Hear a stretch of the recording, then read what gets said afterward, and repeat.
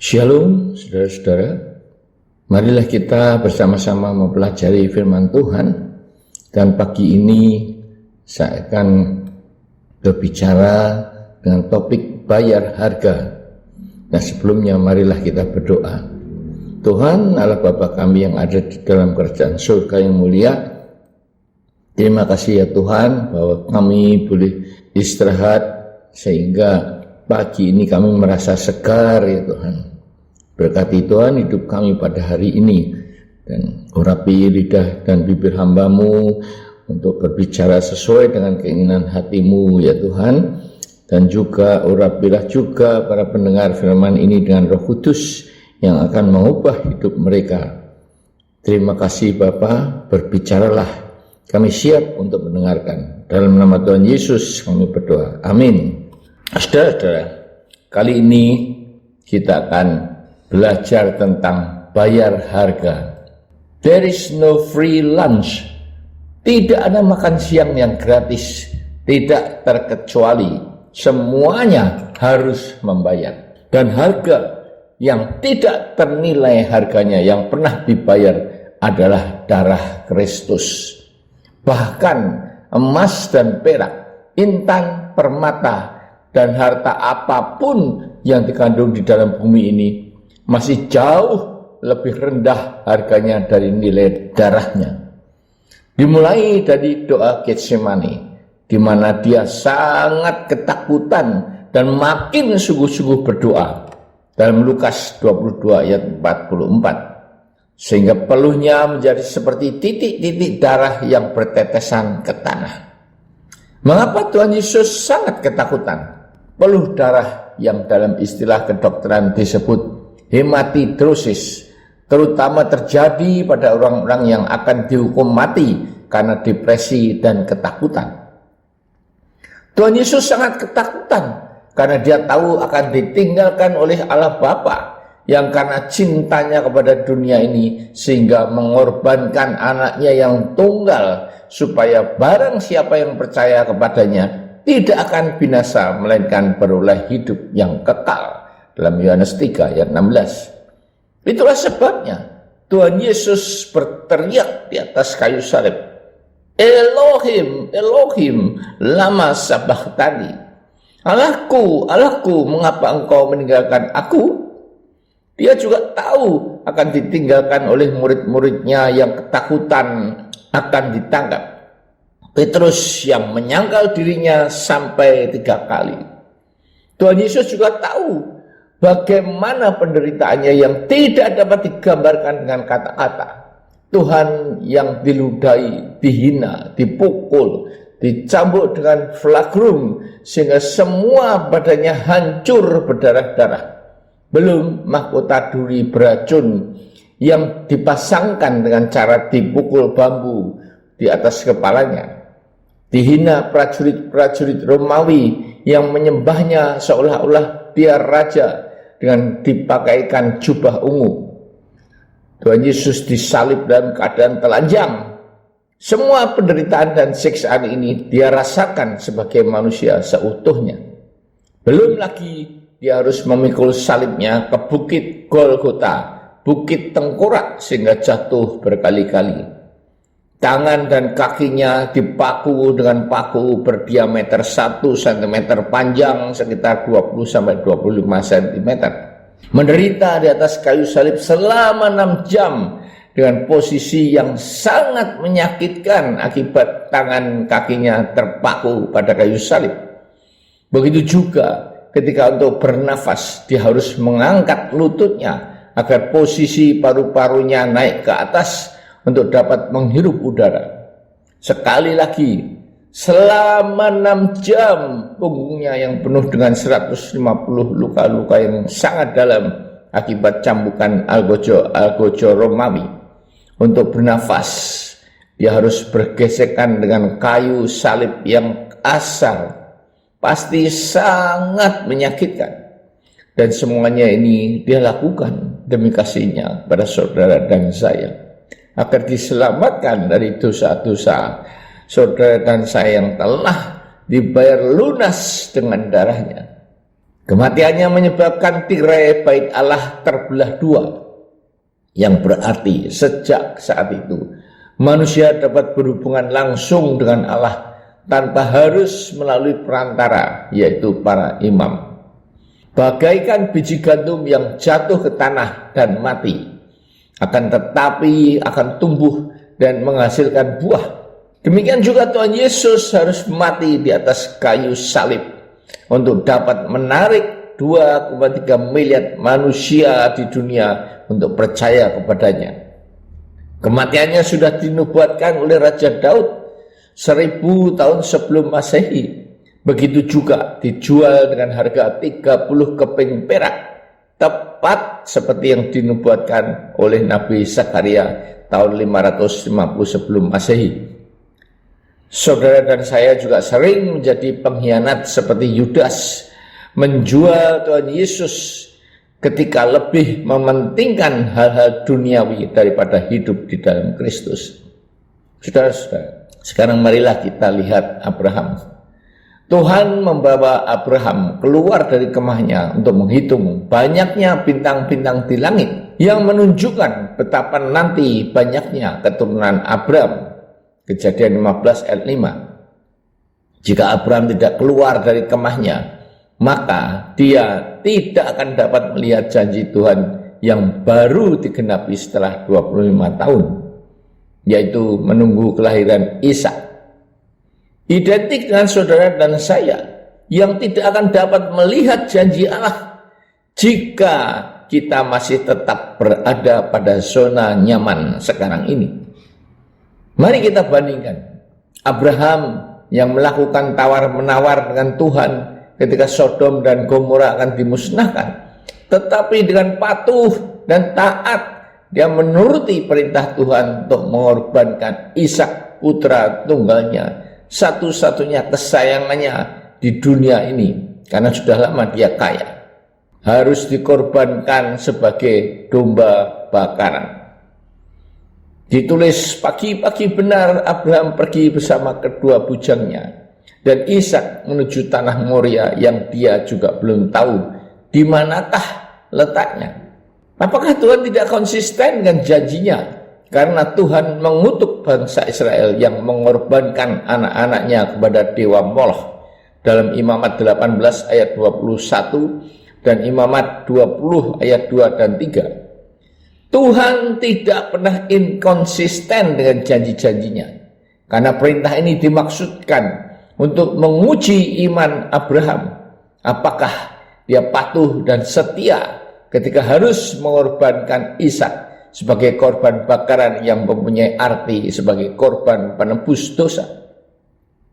Saudara-saudara, ketika iman saudara dan saya diuji lewat masalah-masalah dalam kehidupan ini, apakah saudara dan saya masih tetap patuh dan setia untuk menjalani proses pemurnian ini? Atau hanya menginginkan berkat-berkat duniawi saja dalam mengikut Tuhan Yesus, sehingga ketika diuji, saudara dan saya malah menggerutu, bahkan meninggalkan Tuhan, atau mencari pelarian-pelarian semu seperti perzinahan, narkoba, judi, alkohol, dan sebagainya? Ketika Ishak bertanya, "Bapa, ini sudah ada api dan kayu, tetapi di manakah anak domba itu untuk korban bakaran itu?" Dalam Kejadian 22 ayat 7. Betapa hancur dan sedihnya hati Abraham mendengar pertanyaan itu, karena dia tahu bahwa domba itu adalah Ishak, anak tunggalnya, yang harus dia sembelih dengan tangannya sendiri. Tetapi apa jawab Abraham? Allah akan menyediakan anak domba untuk korban bakaran baginya, anakku.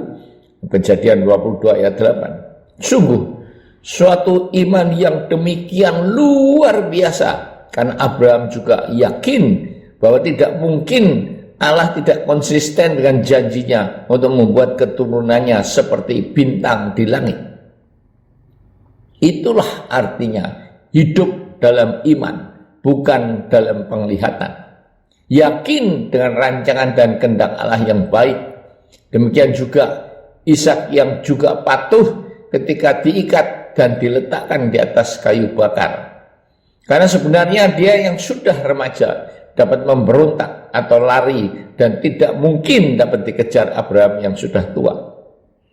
Saudara-saudara, ketika Abraham sudah mengangkat tangannya untuk menyembelih Ishak, pada saat itulah malaikat Tuhan dari langit berfirman agar Abraham tidak membunuh anaknya, dan sudah diketahui bahwa Abraham takut akan Allah dengan mengorbankan anaknya. Dan Kejadian 22 ayat 12. Iman Jehovah Jireh, Allah menyediakan, bukanlah janji seperti pepesan kosong, tetapi benar-benar digenapi Allah bagi siapa saja, seperti firman-Nya di dalam Amplified Classic Bible Roma 10 ayat 11. The scripture says, no man who believes.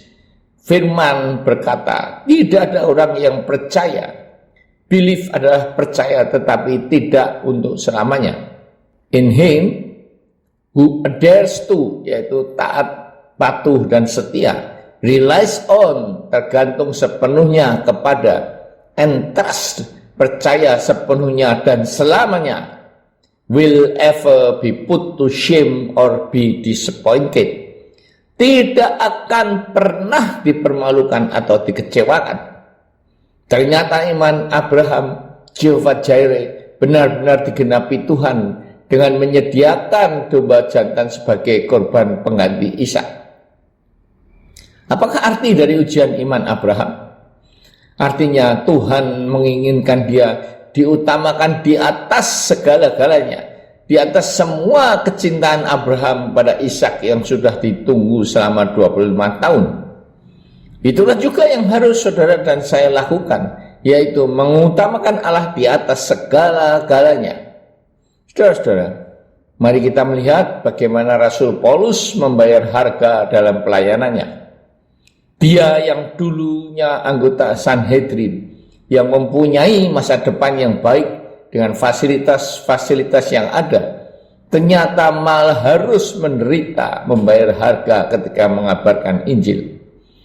Penderitaan Rasul Paulus dalam 2 Korintus 11 ayat 23-27 diantaranya adalah dipenjara, didera di luar batas, dalam bahaya maut, disesah, dilempari batu, diancam bahaya banjir, bahaya penyamun, bahaya di padang gurun, di tengah laut dan sebagainya.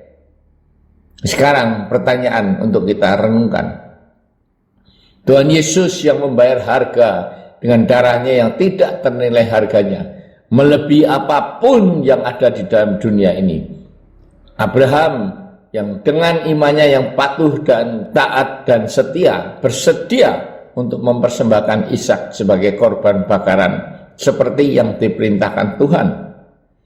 Apalagi Rasul Paulus yang menderita untuk mendapatkan mahkota kehidupan, untuk dapat menangkap Tuhan Yesus.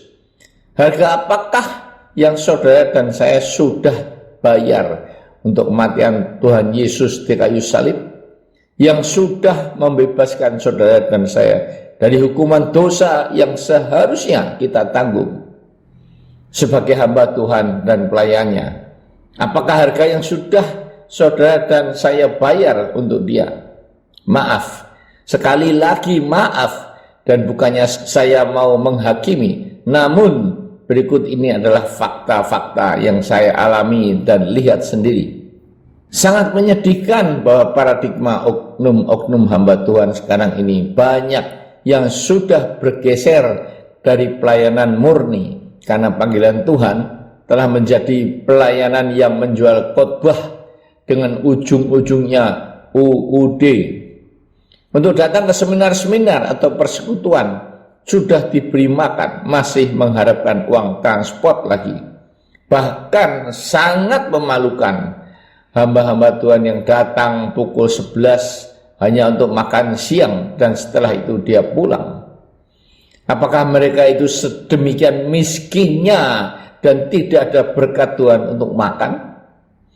Datang ke seminar bukannya untuk mencari firman Tuhan sebagai makanan rohani, tetapi yang dicari adalah makanan jasmani.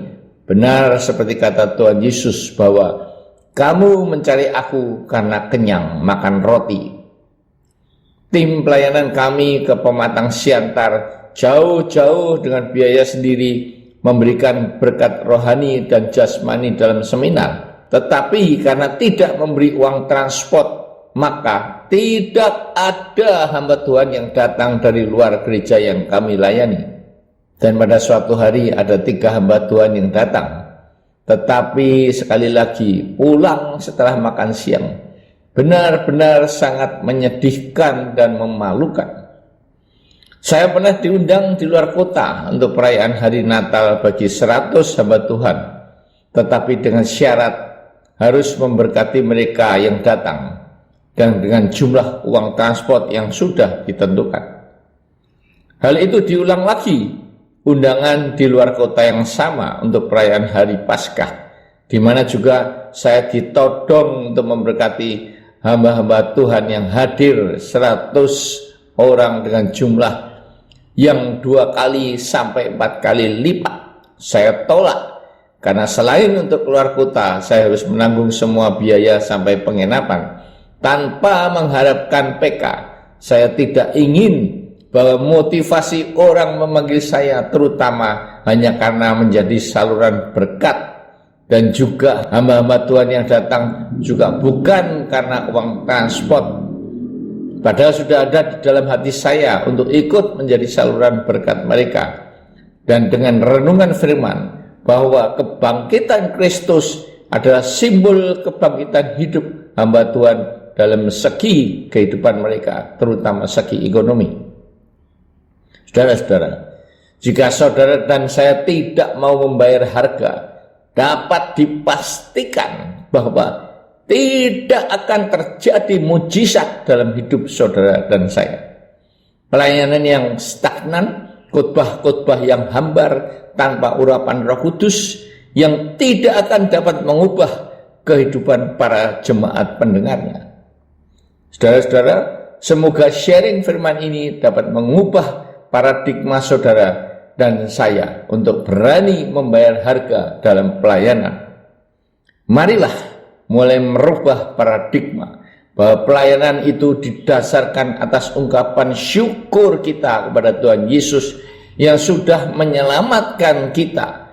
Pelayanan yang memuliakan namanya, menyenangkan hatinya, serta menjadi saluran berkat bagi orang-orang yang membutuhkan. Bukan pelayanan dengan motif menjual khotbah. Pelayanan dengan khotbah-khotbah yang menghidupkan roh-roh pendengarnya yang sudah sekarat atas kuasa Roh Kudus. Semoga Roh Kudus mengurapi saudara dan saya dalam pelayanan. Amin.